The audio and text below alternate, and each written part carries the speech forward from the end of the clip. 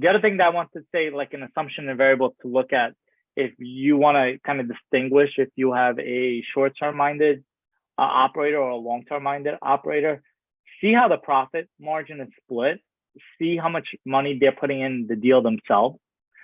Because if they're not putting in any money themselves, the only way they'll really get their profit is at the sale.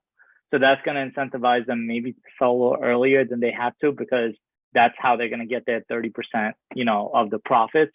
The other thing that, look out for is the financing involved. If you got a bridge 2-3 year debt right now, that thing is literally a ticking time bomb.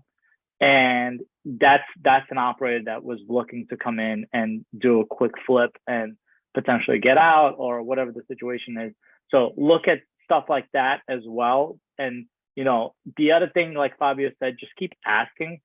Sometimes sometimes LPs will literally see the presentation and be like, okay, here, let me know when to wire the check.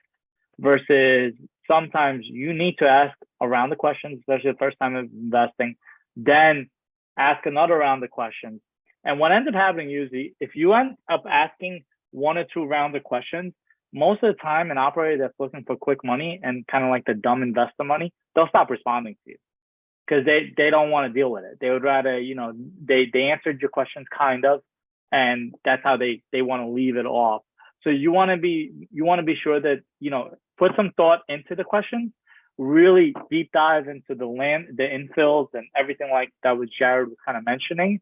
And then, ask them for like a more detailed breakdown of how exactly are you supposed to be infilling, or if it's not infilling, how exactly are you going to be evicting 6 tenants in a good cause state?